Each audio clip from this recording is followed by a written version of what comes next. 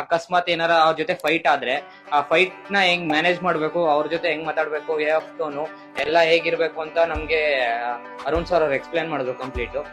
ಆಗ ನಾವು ತಿಳ್ಕೊಂಡ್ವಿ ಮಾಡ್ಯುಲೇಷನ್ ಆಫ್ ವಾಯ್ಸ್ ಇರ್ಬೋದು, ಇಲ್ಲ ಅಂದ್ರೆ ನಾವು ವಾಯ್ಸ್ ಟೋನ್ ಇರ್ಬೋದು, ಯಾರ ಹತ್ರ ಹೇಗ್ ಮಾತಾಡ್ಬೇಕು ಕಂಪ್ಲೀಟ್ ಎಲ್ಲ ನಾವು ತಿಳ್ಕೊಂಡಿದ್ವಿ. ಅದಾದ್ಮೇಲೆ ನಮ್ಗೆ ಮಧ್ಯಾಹ್ನ ಜಯಂತ್ ಸರ್ ಬಂದ್ರು. ಜಯಂತ್ ಸರ್ ಬಂದು ನಮ್ಗೆ ಕಂಪ್ಲೀಟ್ ಗ್ಲಿಟರ್ ಕ್ಲಾಸ್ ಹೇಳ್ಕೊಟ್ರು. ಗ್ಲಿಟರ್ ಪ್ಯಾನಲ್ ಅಲ್ಲಿ ಹೇಗೆ ಅರೇಂಜ್ ಮಾಡ್ಕೊಬೇಕು, ಒಂದು ಓವರ್ಲ್ಯಾಪ್ ಮಾಡಿದ್ರೆ ಏನಾಗುತ್ತೆ, ಓವರ್ಲ್ಯಾಪ್ ಮಾಡ್ಲಿಲ್ಲ ಅಂದ್ರೆ ಏನಾಗುತ್ತೆ, ಇಲ್ಲ ಈಕ್ವಲ್ ಸೈಜಸ್ ಹೆಂಗ್ ಮಾಡ್ಕೊಬೇಕು, ಇಲ್ಲ ಅಂದ್ರೆ ಒಂದ್ ಸೈಡ್ ಹೆಂಗ್ ಮಾಡ್ಕೊಬೇಕು ಎಲ್ಲ ಕಂಪ್ಲೀಟ್ ಗ್ಲಿಟರ್ ಬಗ್ಗೆ ಡೀಟೇಲ್ಸ್ ತಿಳ್ಕೊಂಡ್ರು.